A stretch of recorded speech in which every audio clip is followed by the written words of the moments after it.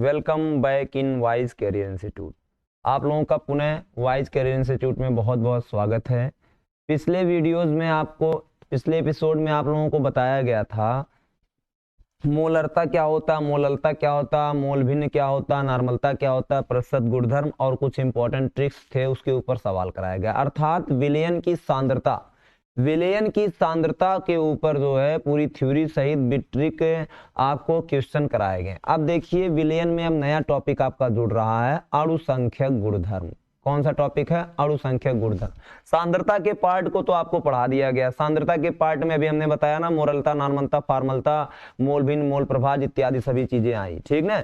लेकिन अब आप लोग पढ़ोगे अणु संख्यक गुणधर्म। क्या पढ़ोगे आप लोग? अणु संख्यक गुणधर्म। ये नया टॉपिक विलयन चैप्टर का ही है ना। अच्छा, अणु संख्यक गुणधर्म किस कहते किसे हैं? यदि किसी विलयन का वह गुणधर्म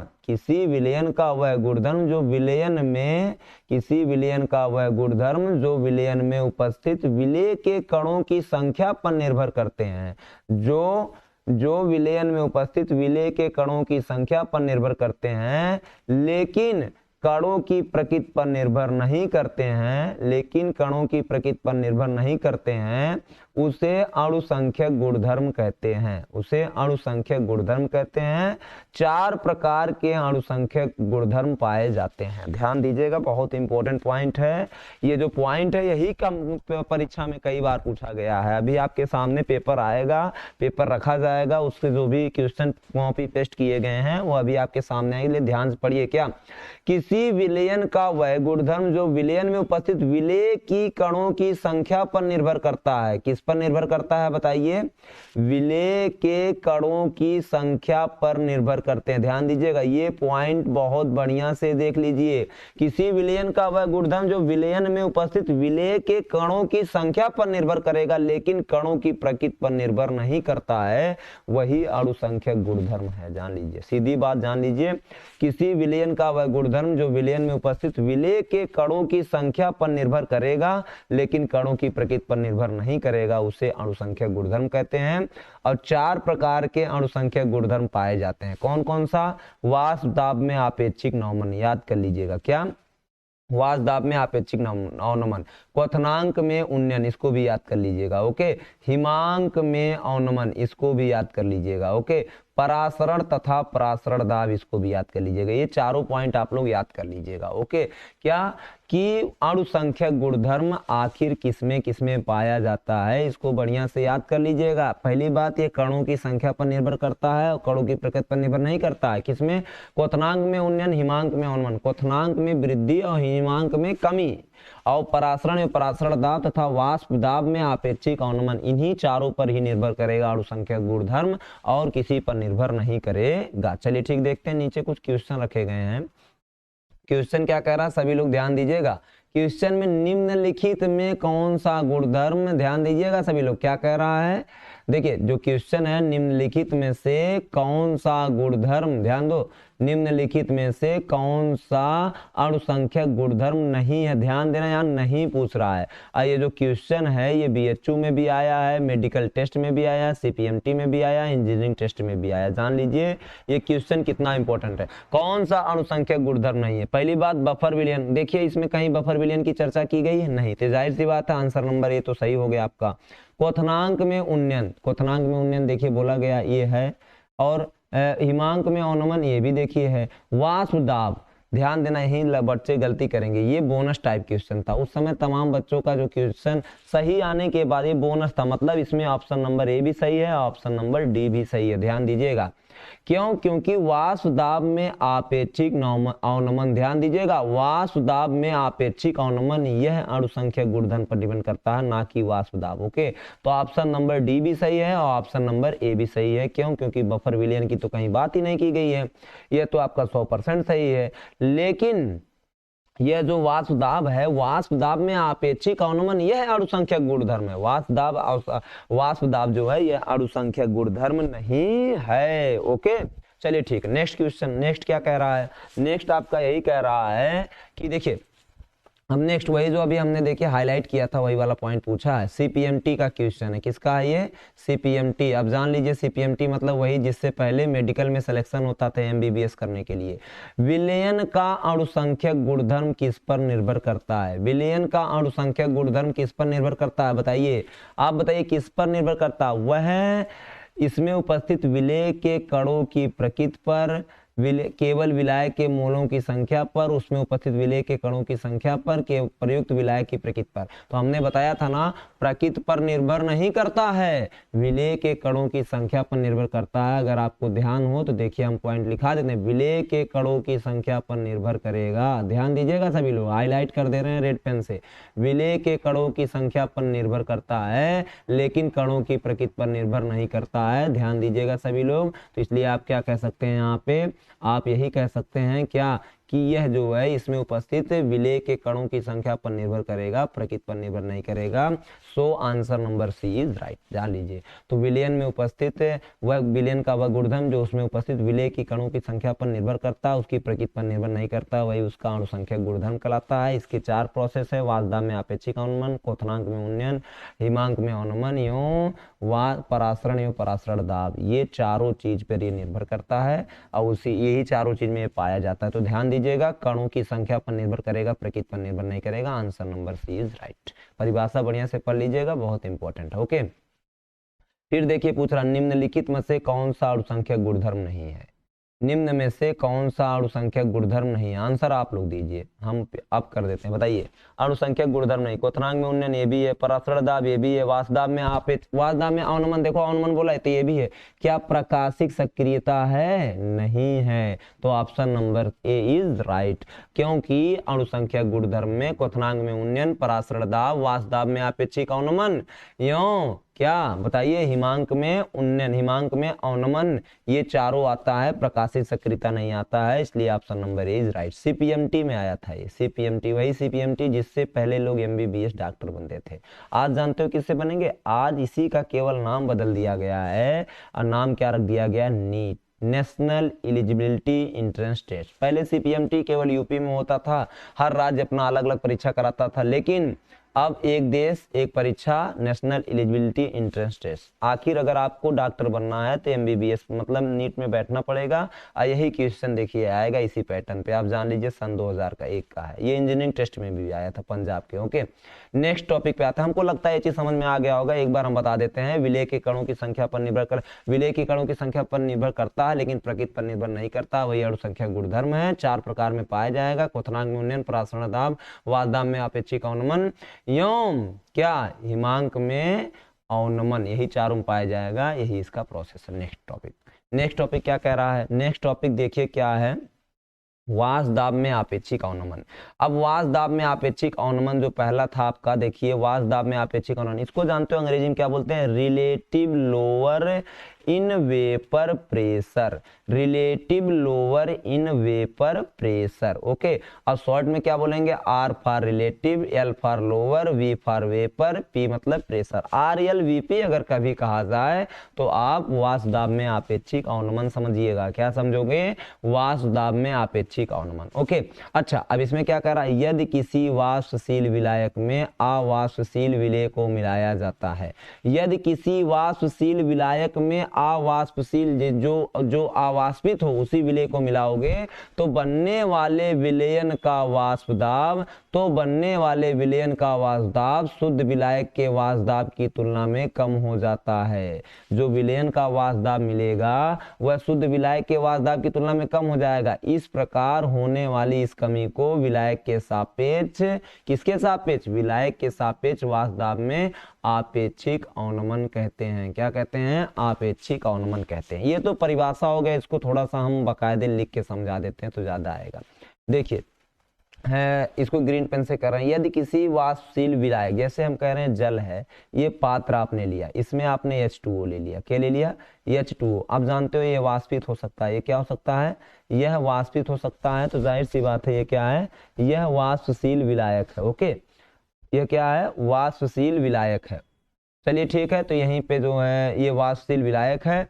अब देखिए क्या इसमें क्या बोल रहा है? जब किसी वाष्पशील विलायक में किसको मिलाया जाता है? बताइए, जब किसी वाष्पशील विलायक में किसको मिलाया जाता है, अवाष्पशील विलेय को मिलाया जाता है। थोड़ा सा टॉपिक चेंज हो गया था, इसीलिए देखिए ध्यान दीजिएगा, यदि किसी वाष्पशील विलायक में अवाष्पशील विलेय को मिलाया जाता है, इसका मतलब हमने जल ले लिया, और जल क्या है बताओ, यह वाष्पशील है, यह क्या है, यह वाष्पशील है जल। अब इसमें हमने किसको मिला दिया बताइए, इसमें हमने जो है मान चलिए अवाष्पशील विलेय को मिलाया। अवाष्पशील विलेय मतलब जैसे कोई ऐसा पदार्थ बताइए जो वाष्पित ना होता हो, जैसे हम कह रहे हैं आप उसमें जो है ऐसे ईंट के कुछ टुकड़े ले लीजिए, जैसे ईंट है, ईंट के कुछ टुकड़े अगर ले लिया जाए तो वह अवाष्पशील, ईंट वाष्पित होगा नहीं होगा, इसीलिए इसको मिला दोगे तो बनने वाले विलयन का जो वाष्प दाब है, पहले अगर मान चलो 10 एटीएम 100 एटीएम रहा होगा तो अब कुछ कम मिल जाएगा। अब जानते हो कितना मिलेगा, अब वह 100 ना रहकर बल्कि आपको जो है हो सके 80 मिल जाए, हो सके 90 मिल जाए, तो वही है शुद्ध विलायक के वाष्प दाब की तुलना में क्या होता है, कम हो जाता है। इस प्रकार होने वाली इस कमी को विलायक के सापेक्ष वाष्प दाब में आपेक्षिक अवनमन कहते हैं। समझ गए आप लोग? नहीं समझो तो एक बार फिर से प्रोसेस बता दें, क्योंकि बीच में थोड़ा सा रोक दिया गया था। क्या, यदि किसी वाष्पशील विलायक में अगर कोई वाष्पशील विलायक है और उसमें जो है शुद्ध क्या मिला दिया गया है, ध्यान दीजिएगा, वाष्पशील विलायक में अवाष्पशील विलेय को मिला दोगे तो मिलने वाले विलयन का जो वाष्प दाब होगा, बनने वाले जो विलयन का वाष्प दाब होगा वह शुद्ध विलायक के वाष्प दाब की तुलना में क्या हो जाता है, कम हो जाता है। मतलब जैसे जल है, ये वाष्पशील विलायक है, अब इसमें कुछ पत्थर के अगर टुकड़े मिला दोगे तो जो वाष्प दाब आपका 100 था वह 100 ना मिलकर बल्कि क्या मिल जाता है, 80 या 90 मिल जाता है, 80 या 90 मिल जाता है, अर्थात उससे कम मिल जाता है। आखिर विलायक जल के वाष्प दाब जो 100 मिलना था उससे कम मिला, यही वाष्प दाब में होने वाली कमी ही क्या कहलाता है, शुद्ध विलायक के वाष्प दाब की तुलना में, मतलब यही जो कमी है वही क्या कहलाता है, वाष्प दाब में आपेक्षिक अवनमन कहलाता है। तो फाइनली हमको लगता है आपको समझ में आ गया होगा वाष्प दाब में आपेक्षिक अवनमन को। देखिए ये जो P0 होता है ये विलायक का वाष्प दाब होता है, किसका होता है, विलायक का, और ये P0 माइनस PS अपान P0। ओके, तो P0 माइनस PS मतलब ये डेल्टा P है, ये P0 क्या है, ये विलायक है, PS मतलब सॉल्यूशन, सॉल्यूशन माने विलयन, P0 माइनस PS बट्टे P0। देखो यहाँ P0 शुद्ध विलायक का T टेम्परेचर पर वाष्प दाब, और PS जो है विलयन का T ताप पर वाष्प दाब। ओके, तो फाइनली आपने क्या सीखा, जब किसी वाष्पशील विलायक में कोई अवाष्पशील विलेय मिलाओगे तो जो उसका वाष्प दाब रहेगा विलायक का वह कम हो जाएगा शुद्ध विलायक की तुलना में, और यही विलायक के सापेक्ष होने वाली वाष्प दाब में कमी ही क्या कहलाता है, RLVP कहलाता है, अर्थात वाष्प दाब में आपेक्षिक अवनमन कहलाता है। ओके, किसके सापेक्ष, विलायक के सापेक्ष, अर्थात P0 सापेक्ष का मतलब नीचे आ जाएगा। ओके, और ये P0 माइनस PS यही क्या है, वाष्प दाब में आपेक्षिक, मतलब ये जो है इसकी कमी है, किसमें कमी है, वाष्प दाब में होने वाली कमी है। ओके, देखिए वाष्प दाब में जो कमी है उसको P0 माइनस PS से दिखाया गया है। चलिए ठीक है, ध्यान दीजिएगा, फाइनली आपको ये सूत्र याद कर लेना है, इस सूत्र को आप जान लीजिएगा, थोड़ा सा हम बहुत ज़्यादा गहराई से बता रहे हैं ताकि आपको और अच्छे से आ जाए। डेल्टा P बट्टे क्या हो जाएगा, P0, डेल्टा P बट्टे P0, और इसको जो है P0 माइनस PS अपान जो है P0 लिखा जाएगा। अच्छा एक चीज़ बताओ, ये P0 क्या है, ये विलायक का वाष्प दाब है, ये क्या वाष्प दाब में कमी है, जिसके सापेक्ष बोला जाता है ना उसको हमेशा नीचे लिखा जाता है। देखिए विलायक के सापेक्ष है इसलिए विलायक को नीचे रखा गया है, और वाष्प दाब में कमी मतलब डेल्टा P, वाष्प दाब में कमी मतलब डेल्टा P, डेल्टा P को आप P0 माइनस PS से दिखा सकते हो, ये वाला वैल्यू इसके बराबर हो जाएगा। यही RLVP है, वाष्प दाब में अपेक्षित अवनमन किसके सापेक्ष होती है, विलायक के सापेक्ष होती है। चलिए ठीक है, अब इसके ऊपर जो है कुछ चर्चा कर लेते हैं। अच्छा, अब देखिए ये दूसरा नियम जो राउल्ट का नियम, बड़ा इंपॉर्टेंट नियम है, सभी लोग इसको याद कर लीजिएगा, ये बोर्ड की दृष्टि से भी बहुत ज़्यादा इंपॉर्टेंट है। अगर बोर्ड की दृष्टि से देखा जाए तो ये अति महत्वपूर्ण है। राउल्ट का नियम, राउल्ट के नियमानुसार किसी वाष्प दाब में अपेक्षित अवनमन का जो मान होता है विलयन में मिलाए गए अवाष्पशील विलेय के मोल प्रभाज के बराबर होता है। ध्यान दीजिएगा, राउल्ट के नियमानुसार किसी वाष्प दाब में इसी वाष्पदाब में अपेक्षित अवनमन, वाष्पदाब में अपेक्षित अवनमन मतलब RLVP, वही जो हमने बताया था, यही देखिए होता है P0 माइनस PS अपन P0। किसके सापेक्ष होता है? विलायक के सापेक्ष। वाष्पदाब में कमी ही RLVP है। मिला ये जो है मोल प्रभाज के बराबर होता है। मोल प्रभाज को काई से बताते हैं और किसके? विलेय के मोल प्रभाज के, विलेय के मोल प्रभाज के क्या होता है? बराबर होता है। मोस्ट इंपॉर्टेंट है, बोर्ड में भी ये पूछा जाता है और कंपटीशन में तो इंपॉर्टेंट है ही, क्योंकि इसके ऊपर हम अभी सवाल कराएंगे, वो भी बहुत ज्यादा सवाल। ओके, यह क्या है? ये मोस्ट इंपॉर्टेंट क्वेश्चन है। Okay, most INP। Okay, finally अगर इसके बारे में बात करें, राउल्ट का जो नियम है, राउल्ट के नियमानुसार किसी वाष्पदाब में जो अपेक्षित अवनमन का मान होता है विलयन में मिलाए गए अवाष्पशील विलेय, जैसे हमने वहां ईंट की बात की थी, ईंट वाष्पित होगा? कभी नहीं वाष्पित होगा। वही छोटा सा ईंट अगर मिला दोगे तो वही उसी के मोल प्रभाज के क्या होगा? समानुपाती। अब ईंट का मतलब हमेशा ईंट ही नहीं लेना, आप यूरिया ले सकते हो, आप जो है ग्लूकोज ले सकते हो, कोई भी चीज ले सकते हो, ऐसा चीज लीजिए जो वाष्पित ना हो। ओके, चलिए ठीक है। अच्छा, RLVP का मान देखिए। अब विलेय को क्या, ये मोल प्रभाज का सूत्र हम पीछे बताए थे, देखिए विलेय का मोल बट्टे विलेय प्लस विलायक का मोल। ओके, चलिए ठीक है। नीचे देखिए क्या है, यह जो है ये थोड़ा सा इंपॉर्टेंट टाइप में है, इसका डेरिवेशन कभी कभी अगर विलायक के सापेक्ष रहेगा तब आप ये लगाइएगा, अगर नीचे विलयन आ जाता है तो आपका ये वाला सूत्र लगेगा। बहुत कम जगह इसका उपयोग होता है, ज्यादातर इसी वाले सूत्र का उपयोग होगा। ओके, याद कर लीजिएगा क्या? वाष्पदाब में अपेक्षित अवनमन का मान विलेय के मोल प्रभाज के बराबर होता है। ओके, चलिए ठीक है। अब आ जाते हैं टॉपिक पे। देखिए इसमें क्या कह रहा है, इसमें एक और इंपॉर्टेंट सूत्र का डेरिवेशन है क्या? P0 माइनस PS, ध्यान दीजिएगा सभी लोग, P0 माइनस PS है। अब अपान ये क्या हो जाएगा? अपान जो है ये आपका PS नहीं होगा, ये आपका P0 ही होगा। क्या होगा? नहीं, PS ही होगा, PS होगा। PS मतलब क्या होता जानते हो? PS मतलब आपका होता है विलयन का दाब। किसका दाब बताइए? विलयन का दाब गुणे मोललता गुणे 18/100। ये ट्रिक है, इसको आप याद कर लीजिएगा, इसके ऊपर सवाल लगेगा। ओके, ये वाला क्या? P0 किसका दाब है? यह विलायक का वाष्पदाब है। किसका वाष्पदाब? विलायक का। ये विलयन का, ये भी विलयन का, मोललता गुणे इतना, है ना। अब देखिए क्या, अब क्वेश्चन IIT का आपके सामने है, IIT का क्वेश्चन है। आपको हम 30 सेकंड का मौका देते हैं, आप बताइए कौन सा ऑप्शन आएगा। क्या क्वेश्चन है, हम पढ़ दे रहे हैं, आप लोग अपना आंसर तैयार रखिए। ओके, राउल्ट के नियमानुसार वाष्पशील पदार्थ के विलयन के लिए वाष्पदाब में अपेक्षित अवनमन का मान बराबर होता है। चेक करो सभी लोग कौन सा आंसर आएगा, आपके पास 2 मिनट का समय है। चेक करो सभी लोग, चेक करो, देखो आंसर कौन सा आएगा। हाँ, बहुत अच्छा, तमाम बच्चों का आंसर आ भी गया होगा, बहुत अच्छी बात है। अगर आपका आंसर आ जा रहा है ये बहुत ही, हाँ तो बताइए कौन सा आंसर हो जाएगा, बताओ किसके मोल प्रभाज के बराबर होगा, बताइए। विलेय के मोल प्रभाज के बराबर होता है। राउल्ट के नियमानुसार वाष्पशील पदार्थ का के लिए विलयन के लिए वाष्पदाब में अपेक्षित अवनमन क्या? RLVP, relative lower in vapour pressure is proportional to किसके? विलेय के मोल प्रभाज के क्या होगा? यह बराबर होता है, क्या होता है? इसके बराबर होता है, जो कि आपको देखिए इस वाले पेज पे जो है बताया भी गया है। किसके किसके बराबर होता है? विलेय के मोल प्रभाज के बराबर होता है। ओके, ध्यान दीजिए सभी लोग, किसके बराबर होता है? विलेय के मोल प्रभाज के बराबर होता है। यही क्वेश्चन आपके सामने है। राउल्ट के नियमानुसार, ध्यान दीजिए सभी लोग, राउल्ट के नियमानुसार वाष्पशील पदार्थ के विलयन के लिए वाष्पदाब में अपेक्षित अवनमन का मान किसके बराबर होगा? विलेय के मोल प्रभाज के बराबर। कुछ बच्चों के अंदर ये डाउट चल रहा, सर बहुत धीरे धीरे आप पढ़ाते हैं चीजों को, थोड़ा और तेज पढ़ाइए। कोई बात नहीं, तेज भी पढ़ाया जाएगा, अभी चीजें शुरू हुई हैं। अगर चीजें अभी से तेज पढ़ाने लगेंगे तो आपको लगेगा अरे यार हमको समझ में नहीं आ रहा। एक चीज को हम 5-5 बार बोल रहे हैं, ये हमारी समस्या नहीं है, आपकी समस्या। आप सीखिए चीजों को, हर एंगल से सीखिए। हमारा प्रयास ये है कि हमारे गाँव के, हमारे हिंदी मीडियम के बच्चे भी ये जो सामने लिखा ना इसमें जाए पढ़ने। क्या लिखा? IIT।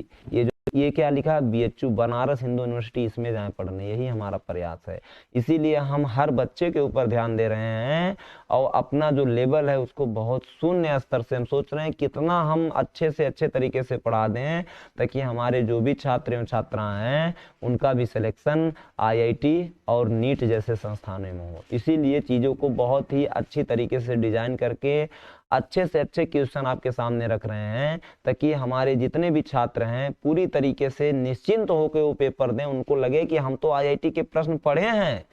वही आईआईटी जिसको देखने के बाद हमको डर लगता है, वही क्वेश्चन आप देखिए आपके सामने है। बस क्या आपको चीजें समझना है, क्या एलवीपी किसके बराबर होता है, विलेय के मोल प्रभाज के बराबर होता है। Answer number B is right. Okay, next topic. अब देखिए यहाँ से सवाल की शुरुआत हो गई है, ध्यान देना सभी लोग। ओके, अब देखिए इसमें क्या कह रहे हैं, पेन सेलेक्ट कर लेते हैं। देखिए अब यहाँ पे कह रहे हैं क्या, यहाँ पे यही कह रहे हैं कि यदि, ध्यान सुनो सभी लोग, क्या बोल रहे हैं, यदि 25 डिग्री सेल्सियस पर शुद्ध जल का वाष्प दाब इतना है तो 100 ग्राम ग्लूकोज आणविक भार 100 ग्राम सुक्रोज आणविक भार 342 को 100 ग्राम जल में मिलाने पर वाष्प दाब में अवनमन कितना होगा। ये राजस्थान प्री इंजीनियरिंग टेस्ट का क्वेश्चन है, ध्यान लीजिएगा, राजस्थान के प्री इंजीनियरिंग टेस्ट का 17 नंबर क्वेश्चन मिलेगा आपको। हम आपको किताब भी देंगे, वो किताब 1-2 दिन में अपलोड भी हो जाएगी। ओके, आपको किताब दे दी जाएगी, आप उसको पढ़िएगा पीडीएफ, और आपको जरूरत लगता है तो आप उसकी प्रिंटिंग भी निकलवा सकते हैं कंप्यूटर से। हमारा पूरा, हम आपका पूरा सपोर्ट करेंगे। आपको नोट्स दिया जाएगा, आपको किताब दिया जाएगा। नोट्स मतलब ये जो पैरामीटर खुला है ये आपको दिया जाएगा, किताब दिया जाएगा, आपको होमवर्क दिया जाएगा, आपका टेस्ट लिया जाएगा, आपको हर एंगल से हम प्रिपेयर करेंगे। बस ये है कि आप अपने हौसले को बरकरार रखिएगा, क्योंकि कहते हैं ना कि कोशिश करने वालों की कभी हार नहीं होती और डरकर नैया कभी पार नहीं होती। ओके, चलिए ठीक है, आ जाते हैं टॉपिक पे। इसमें क्या बोल रहे हैं, यदि 25 डिग्री सेल्सियस पर शुद्ध जल का वाष्प दाब कितना, शुद्ध जल, जल को हम जानते हो, आपको याद होगा P0 से दिखाते थे। किससे दिखाते थे, P0, और 0 ऊपर लिखा जाता था। कहाँ लिखा जाता था 0, बताइए, 0 को ऊपर लिखा जाता है। P0 का मान बताइए कितना दिया है, P0 का मान 23.8 mm ऑफ Hg दिया। क्या दिया है, mm Hg है ना। अब इसमें जो है 100 ग्राम सुक्रोज को मिलाया गया, किसको मिलाया गया, 100 ग्राम सुक्रोज को। अच्छा, अब मिलाया गया तो 1000 ग्राम जल में मिलने वाले वाष्प दाब में आपेक्षिक अवनमन कितना होगा, आपेक्षिक अवनमन कितना होगा। अब अच्छा एक चीज ये बताइए आप, सुक्रोज कितना है बताइए, सुक्रोज आपका 100 ग्राम है और जल कितना 1000, तो इसमें विलेय कौन हुआ, विलायक कौन हुआ। आपके सामने 100 ग्राम H2O रखा गया है और 1000 ग्राम जो है H2O, सॉरी 100 ग्राम जो है आपका क्या रखा हुआ है, चीनी रखा हुआ। क्या रखा, चीनी, C12H22O11 रखा हुआ है, और 100 ग्राम क्या रखा हुआ, 1000 ग्राम जल। तो बताओ इसमें कम कौन है, ये कम है, इसलिए क्या हो गया, विलेय हो गया, और जो ज्यादा हो जाएगा वो क्या हो जाएगा आपका, ये विलायक हो जाएगा। ये क्या हो जाएगा, विलायक। ओके, चलिए ठीक है, ये आपका अगर टॉपिक है तो अब इसमें क्या, वाष्प दाब में अपेक्षित अवनमन का मान बताइए। चलिए ठीक है, पहला काम आप क्या करेंगे, पहले मोल प्रभाज निकाल लीजिए। किसका, किसका, जल में वाष्प। अब जानते हो ये जो सूत्र होता है P0 माइनस PS बटे P0 बराबर विलेय का मोल प्रभाज होता है। किसका मोल प्रभाज होता है, विलेय का मोल प्रभाज होता है। तो जाहिर सी बात है, पहले आप मोल वगैरह निकाल लीजिए। किसका मोल निकाला जाए, पहले हम जो है सुक्रोज का निकालेंगे। किसका निकालेंगे, सुक्रोज का मोल। अब बताओ सुक्रोज कितना ग्राम है, 100 ग्राम है, कितने में, 342 में, है ना। अरे भाई इसका अणुभार दिया, निकालने की जरूरत नहीं है, पीछे हम निकलवाए भी हैं, आपको पता होगा। ओके, अच्छा अब फिर उसके बाद जल का निकालना। किसका निकालना है, जल का। आप जानते हो जल कितना है, जल आपका 1000 है। कितना है, 1000 ग्राम है, 18 से ये हो जाएगा। ओके, चलिए ठीक है। अब ये जब विलेय का मोल प्रभार निकालोगे तो पहले किसका मोल लिया जाएगा, विलेय तो आपका सुक्रोज है, सुक्रोज का मोल मतलब 100 बटे कितना, 342, और बटे में कितना हो जाएगा, टोटल का मोल 100 बटे 342, और प्लस कितना हो जाएगा, 1000 बटे कितना हो जाएगा, 18 हो जाएगा। कितना हो जाएगा, 18। थोड़ा पेज अप कर लेते हैं। अच्छा ये इतना हो गया। अब बताइए 1018 अगर आपका हो गया है, अब इसको सब जानते हो, आपको सूत्र याद होगा मोल प्रभाज का, हमने अच्छे से पढ़ाया था। अगर आप रिवीजन किए होंगे, देखिए ये n क्या हो जाएगा, ये n सुक्रोज का हो गया, ये n सुक्रोज, अब प्लस क्या हो जाएगा, n किसका, NH2O, याद हो गया होगा। चलिए ठीक है, जब इसका आप वो कराओगे तो ये 100 बटे कितना हो गया, 342, और इसका जो LCM जब आप लोगे तो ये 342 ही होगा। कितना होगा, 342। ये 100 हो गया, और ये जो है 342 में 18 से भाग करिए। कितने से भाग करिए, 18 से। तो कितनी बार जाएगा ये बताइए, 18 दूनी 18 18 36, 2 बार तो जाएगा नहीं, एक बार ले जाइए। 18 जब लेके जाएंगे तो बताइए कितना हो गया, 6, और ये कितना हो जाएगा, 1। अब ये कितनी बार जाएगा, अब ये जाएगा आपका 9 बार। 9 अठे 72, 9 1 9, 9 अठे 9 1 9, 9 7 16, तो ये आपका कितना आ गया, यह आपका 19 आ गया। कितना आ गया, 19। तो जाहिर सी बात है 1000 अब गुड़े कितना हो जाएगा, 19 हो जाएगा। 1000 गुड़े 19, 342 से 342 कट गया। फाइनली जो आपका रिजल्ट आया वो कितना आया बताइए, यह आपका 342, सॉरी 1 मिनट, कितना आया रिजल्ट बताइए। रिजल्ट जो आपका आया, इधर लिख देते हैं पेज थोड़ा खाली करके, ठीक है। अब यहाँ पे अगर देखें आप ध्यान से, तो रिजल्ट कितना आ गया, निकालिए। आप लोग पेन पेपर लेके बैठे होंगे ना, करिए, बताइए ये कितना आया, 100 बचा। कितना बचा बताइए, ये फाइनली आपका 100 बचा। और नीचे कितना बचा बताइए, ये 19,000 प्लस कितना, ये 19,000 अब प्लस 100 कितना हो जाएगा, 19,000, ये 100, मतलब 19 में 100 जोड़ दीजिए। ओके, देखिए जब इसमें 100 जोड़ दोगे तो कितना हो जाएगा, 19 और प्लस जो है 100। ओके, यहाँ पे 100। अब ये कट जाएगा तो कितना आया आपका, 1/199। कितना आया, 1/191। ये समझ में आया, ये 19,000 आपका हो गया। कितना हो गया, 19,000। अब इसमें जब आप 100 प्लस करोगे तो आपका कितना हो जाएगा, 19,000, 19,100। ओके, मतलब ये टोटल 191 हो जाएगा। ये कितना हो जाएगा, 191। चलिए ठीक है, अब 191 हो गया तो फाइनली आप जो है कितना किया आपने, P0 का मान कितना, किसका पूछ रहा है बताइए, किसका वाष्पदाब पूछ रहा है, मिला जल के वाष्पदाब में अवनमन होगा। वाष्पदाब में अवनमन मतलब यही पूछ रहा, वाष्पदाब में अवनमन मतलब यही तो होता है, डेल्टा P, डेल्टा P अपन P0। अब P0 का मान दिया है, जल का दिया है, कितना दिया, जल का वाष्पदाब, शुद्ध जल का वाष्पदाब आपका दिया है कितना, 23.8 बराबर 23.8। अब देखिए ये अभी हमने इसका मोल प्रभाव निकाला कितना है, 1 कितना बताइए, 1/191, 1/191 निकाला है। फिर इसके बाद अब डेल्टा पी का अगर आप मान निकालोगे तो कितना हो जाएगा, 23.8 बटे कितना हो जाएगा, 191। ओके, चलो ठीक है। अब जब इसको भाग करोगे आप, ध्यान देना सभी लोग, ये 238 हम ले लेते हैं और यहाँ से एक अंक का दशमलव भी बचा है ना। अब इसमें जब 191 से आप भाग करोगे कितनी बार जाएगा, एक बार जाएगा, 191। ओके, यहाँ कितना बचा, 7 बचा, और यहाँ पे जो है 9 4 13 4 हो गया कट पे। फिर इसके बाद यहाँ पे दशमलव लगेगा, फिर ये कितना हो जाएगा, 0। कितनी बार जाएगा बताओ, 2 बार जाएगा। ये 2 1 2, 2 9 18, 2 1 2 1 3, ये कितना हो गया, 8 हो गया। अब फिर इसके बाद 8 8 16, ये इतना हो गया। फिर इसके बाद ये 0, कितनी बार जाएगा अब इसके बाद ये 5 बार जाएगा। कितनी बार जाएगा, 5 बार।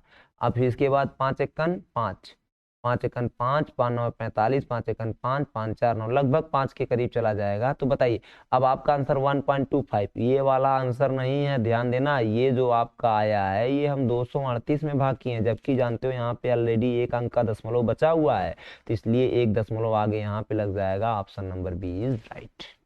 ध्यान देना सभी लोग, ये चीज मत सोचना कि वह 1.2, यह 238 में भाग देने के बाद 1.25 आया है, तो ऑलरेडी यहाँ पे 1 है, मतलब 10 की घात -1 है यहाँ पे, तो ऑलरेडी एक आपका आंसर 1 आगे आ जाएगा, 0.125 आपका आंसर हो जाएगा। That is option number B is right.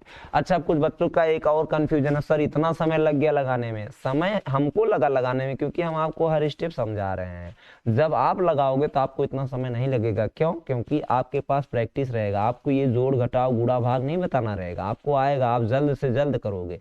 Calculation के लिए आप लोगों को प्रैक्टिस करना पड़ेगा, वो प्रैक्टिस आप करोगे, आपका कार्य है आप प्रैक्टिस करिए। हमारा काम क्या, हमारा काम बस केवल यही एक सूत्र बता देना है, उस सूत्र को अप्लाई कैसे करेंगे उसको बता देना है। पूरी मेहनत करिए, ये क्वेश्चन ज्यादा से ज्यादा 30 सेकंड में सॉल्व होगा। कितने सेकंड में होगा, 30 सेकंड में। बस ये है कि प्रैक्टिस आपके पास होना चाहिए। अब बताओ, गुणा भाग में अगर आप समय लगा रहे हो, ये लासाम आसाम समय लगा रहे हो, तो जाहिर सी बात है आपका पे जो एक क्वेश्चन है थोड़ा लेट होगा। तो जाहिर सी बात है आप पूरी मेहनत के साथ पढ़ाई करिए, प्रैक्टिस करिए, पूरा विश्वास रखिए, ये क्वेश्चन आपका 30 सेकंड में सॉल्व होगा। और आने वाले समय में आपका सिलेक्शन IIT या नीट जैसे संस्थानों से MBBS में दाखिला होगा। नेक्स्ट क्वेश्चन, नेक्स्ट क्या कह रहा है, नेक्स्ट ये कह रहा है कि 18 ग्राम ग्लूकोज, ध्यान दीजिएगा, इसको हम हाईलाइट करते हैं, 22 नंबर पे मिल जाएगा किताब में। ग्लूकोज के 18 ग्राम में जल के इतने ग्राम मिलाए गए ठीक ना। क्या ग्लूकोज के 18 ग्राम में जल के 178.2 ग्राम मिलाए गए। 100 डिग्री सेल्सियस पर इस जलीय विलयन के लिए जलवाष्प दाब कितना होगा। ग्लूकोज के 18 ग्राम में जल के 178.2 ग्राम मिलाए गए, तो 100 डिग्री सेल्सियस पर जलीय विलयन के लिए जलवाष्प दाब कितना होगा। ध्यान दीजिएगा, वही सेम क्वेश्चन है, बस थोड़ा सा पैटर्न जो है इसका क्या हो गया, बदल गया। तो ध्यान दीजिएगा, जल का वाष्प दाब पूछ रहा, तो जाहिर सी बात है P0 माइनस PS बटे P0 बराबर आपका विलेय होता है। अब जानते हो ये विलेय का मतलब मोल प्रभाज, विलेय का मतलब ये 18 ग्राम है, ये कितना है बताओ, जल का निकाला गया है, 18 ग्राम जल में इतने ग्राम मिलाया गया, तो जाहिर सी बात है विलायक है विलेय। विलेय का मतलब 18 बटे 180, ग्लूकोज का अणुभार 180 होता है, पीछे हमने निकलवाया था। ओके, ये 18 बटे 180 और प्लस जो है 178.2 बटे कितना हो जाएगा 18, जल का इतना होता है। जब इसको आप कट करोगे तो जानते हो ये 1/10 हो जाएगा, ये भी आपका 1/10, इसको जब आप कट करोगे तो 9.9 हो जाएगा। तो फाइनली आपको P0 माइनस PS अपान P0, अब ये कितना हो जाएगा 1/10 मतलब 0.1, ये 1/10 मतलब 0.1, ये 9.9 हो जाएगा। तो इसको आप क्या लिख सकते हो, 1/, ये एक जब 0.1 जोड़ोगे तो ये 10 हो जाएगा, 1/10। ओके, अच्छा अब इसमें देखिए क्या है, जलीय वाष्प दाब के लिए जल का वाष्प दाब ज्ञात करना, जल का वाष्प दाब ज्ञात करना। ओके, तो ध्यान दीजिएगा 100 डिग्री सेल्सियस पर जली के लिए जल का वाष्प दाब ज्ञात करना है, तो 1/10 इस तरीके से ये आ गया। अब जानते हो 100 डिग्री सेल्सियस पर ये जो P0 होता है, ध्यान देना P0 जल का वाष्प दाब, जलीय विलयन के लिए जल का वाष्प दाब पूछ रहा है ना। चलिए ठीक है, ये P0। तो अब ऐसे सवाल के लिए आपको जो PS का मान आप निकालोगे, जानते हो P0 का मान कितना होता है 760 होता है, कितना होता है 760, माइनस ये कितना हो जाएगा PS बटे कितना हो जाएगा 760, बराबर कितना हो जाएगा 1/10। तो इसका गुणा करोगे यहाँ पे 760, यहाँ पे 2 0, यहाँ पे 10 PS हो जाएगा, और ये कितना हो जाएगा 760। अब ये इधर आ जाएगा, तो इधर आने के बाद ये घट जाएगा, माइनस में कितना हो जाएगा बताओ, इधर आने के बाद आपका कितना हो जाएगा बताइए, इधर आने के बाद आपका पेन सेलेक्ट कर ले, हाँ 7600 माइनस 760 बराबर कितना हो जाएगा 10 PS हो जाएगा, कितना हो जाएगा 10 PS हो जाएगा। ओके, पेज थोड़ा आप कर लें। हाँ, अब देखिए यहाँ पे ध्यान दीजिएगा सभी लोग, अब ये देखो जब इसमें से इसको घटाओगे 760 को नीचे रख के घटा देते 6 4 10, अब यहाँ पे कितना हुआ 5 7 5 12, ये कितना हो गया बताइए 75 40, 75 40 बराबर कितना हो गया 10 PS। आपको PS निकालना है, क्या निकालना है PS निकालना है, तो 75 40 बटे कितना हो जाएगा 10, तो आपका फाइनली कितना आ गया 754 आ गया, कितना आ गया 754। 754 देखिए कहाँ पे है, लगभग इसी के इर्द गिर्द में जा रहा है, तो option number D is right. अच्छा चलिए ठीक है, अभी थोड़ा कुछ बच्चों को कंफ्यूज हुआ सर आज 752 आया, तो देख लेते हैं कहीं कुछ मिस्टेक हुआ होगा, अभी पता चल जाएगा, ठीक ना। देखिए इसमें क्या है, ध्यान दीजिएगा सभी लोग, ग्लूकोज के लिए 18 ग्राम जल में, कितने ग्राम जल में 18 ग्राम जल में 178.2 ग्राम, 18 ग्राम ग्लूकोज के, इसमें जल के इतने ग्राम मिलाए गए, 100 डिग्री सेल्सियस पर जलीय विलयन के लिए जल का वाष्प दाब बताना है, जल का वाष्प दाब बताना। तो आप एक चीज बताइए, इसमें जलीय विलयन के लिए, किसके लिए, विलयन के लिए बोल रहा है, तो P सोल्यूशन निकालना है। अब कहोगे सर ये P0 का मान 760, याद कर लीजिएगा 760 होता है। ओके, 760, तो यहाँ पे कितना हो जाएगा 760, P0 का मान रख दिया हमने, यहाँ पे भी P0 का मान कितना हो गया 760, ये PS निकालना आपको। और जानते हो विलेय मतलब ग्लूकोज है, ग्लूकोज का 18 बटे 180 करोगे तो 1/10, ये 0.1 हो गया, ये 18 बटे 180 0.1 हो गया, और 178.2 में जब आप 18 भाग करोगे तो 9.9, ये जोड़ोगे तो 1/10 हो जाएगा, तिर्यक गुणा करोगे 7600 माइनस 10 PS, इतना हो गया, ये वाला इधर हो जाएगा माइनस, ये वाला इधर हो जाएगा प्लस, जब इसको इसमें से घटाओगे 0, ये 6 4 10, ये कितना हो जाएगा बताइए, ये आपका हो जाएगा 5 7, ये 5 हो जाएगा, जब 5 में से 7 घटाओगे तो यहाँ पे आपका 72 आएगा, कितना आएगा 72 आएगा। फिर से देख लीजिए, ये 6 4 10 हुआ, यहाँ कितना बचा 5 5 हुआ, तो अब 5 हुआ अगर, तो इसमें से जब घटेगा तो 15 8 हो जाएगा, ये कितना हो जाएगा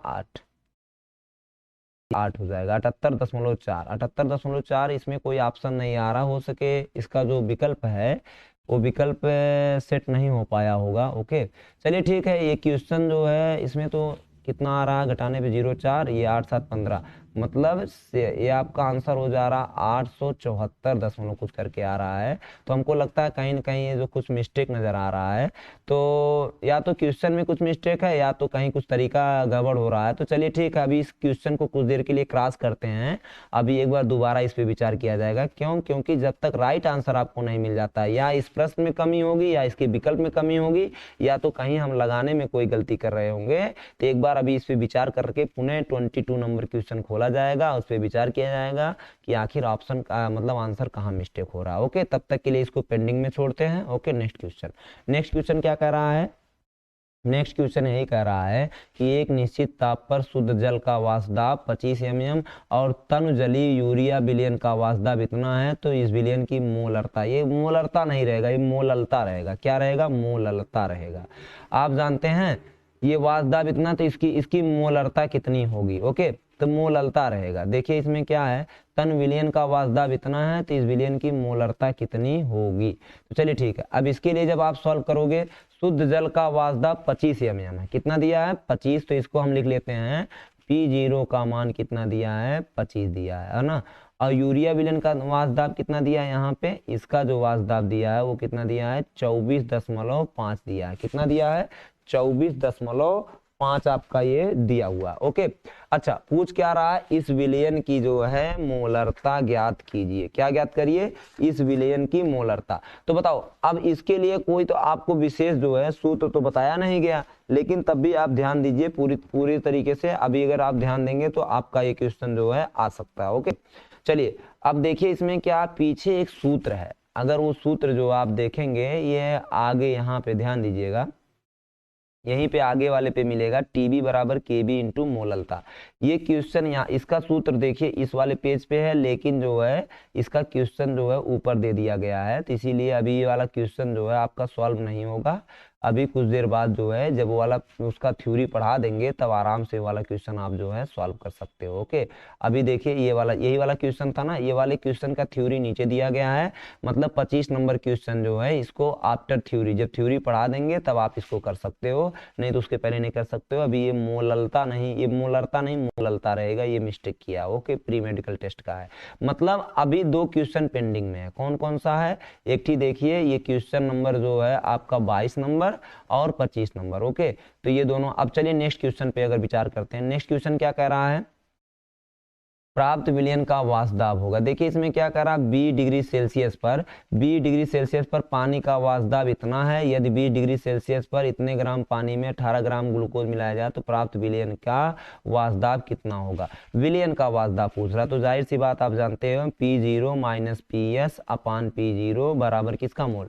देखिए अब इसमें किसको किसको मिलाया जा रहा है बताइए? विलयन का वाष्पदाब इतना है, ये 25 डिग्री से 18 ग्राम ग्लूकोज, 18 ग्राम ग्लूकोज है मतलब 18/180, और यहाँ पे 18/180 और प्लस कितना हो जाएगा 178.2 बटे कितना होता है पानी का 18। और जब इसको आप सॉल्व करोगे तो ये 1/10, इसको सॉल्व करोगे तो ये भी 1/10, और जब इसको सॉल्व करोगे तो ये 9.9 हो जाएगा। तो P0 माइनस PS किसका निकालना है? विलयन का वाष्पदाब निकालना है, ये PS का मान निकालना है। तो P0 का मान कितना है? P0 का मान 760 होता है, ये आपका PS हो जाएगा, नीचे कितना हो जाएगा ये 760, अब ये कितना 0.1 और नीचे वाला 0.1 और ये 9.9 हो जाएगा। कितना हो जाएगा? 9.9। अच्छा जब ये 760 और माइनस PS और बटे जो है 760 आप करोगे तो यहाँ पे देखिए 1 बटे कितना हो गया? ये 10 हो गया। अब 1/10 हो गया ये, जब 1/10 ये हो जाएगा तो इसको जब आप सॉल्व करोगे, ध्यान दीजिएगा सभी लोग, तो जानते हो इसका तिर्यक गुणा करोगे तो कितना हो जाएगा? ये आपका 7600 हो जाएगा। कितना हो जाएगा? 7600 और माइनस 10 PS कितना हो जाएगा? 10 PS और ये कितना हो जाएगा? 760 हो जाएगा। जब 760 हो जाएगा तो इसको इधर ले आओगे तो ये 7600 माइनस 760 बराबर 10 PS। जब इसमें से घटाओगे तो कितना हो जाएगा? 067। ओके 0 ये 6 4 10, यहाँ 5 8 7 15, ये 7। ओके अब इसमें जो है आप जब 10 से इधर PS विलयन का वाष्पदाब पूछ रहा ना, जब विलयन का वाष्पदाब पूछेगा तो यहाँ से जब आप इसमें भाग करोगे तो बताओ कितना हो जाएगा?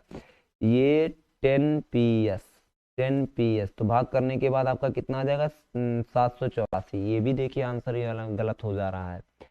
मतलब हमको लगता है ये क्वेश्चन में कहीं ना कहीं मिस्टेक है। तो चलिए ठीक है, एक बार दोबारा इस पे हम विचार करेंगे। ये क्वेश्चन कहीं ना कहीं हमको कुछ गलत नज़र आ रहा है। इसीलिए 7 मतलब 784 यही इसका आंसर आ रहा है, लेकिन ऐसा इसमें दिया नहीं है। कभी कभी मिस्टेक हो जाता है। एक बार इस पे दोबारा विचार करने के बाद पुनः अगर लगता है कि क्वेश्चन में गलती है तो उसको भी हम बता देंगे, आंसर में गलती है तो आपका आंसर यही वाला होगा। अगर लगाने में कोई प्रॉब्लम हो रही है, क्वेश्चन को सॉल्व करने में कोई प्रॉब्लम हो रही है, तो उसको भी हम क्लियर कर देंगे कहाँ पे है। तब तक के लिए ये क्वेश्चन को यहीं पे पेंडिंग रखते हैं। आज के लिए बस केवल इतना ही। जो भी चीज़ें बताई गई हैं उसको आप लोग ध्यान दीजिएगा। एक क्वेश्चन बहुत आगे का रख दिया गया था, अभी एक क्वेश्चन जो है मोलरता वाला जो था उसको बहुत आगे से रख दिया गया था। आप लोगों को जब वो थ्योरी पढ़ा देंगे तो आप लोग कर लेंगे ये, आप उसको जो है पूरी तरीके से सॉल्व कर सकते हैं। ठीक है, तब तक के लिए आपको जितना भी हमने रिवाइज किया है बाकायदे उसको देख लीजिएगा। नेक्स्ट एपिसोड में आपको पुनः जो है एक नए नए प्रश्नों के साथ, नए नए हल के साथ आपके सामने ले आएंगे। तब तक के लिए आप लोग अपना रिवीजन करिए, जो भी समस्याएं हैं अपने डिस्कशन सेक्शन में लिखिए। Okay, thank you very much.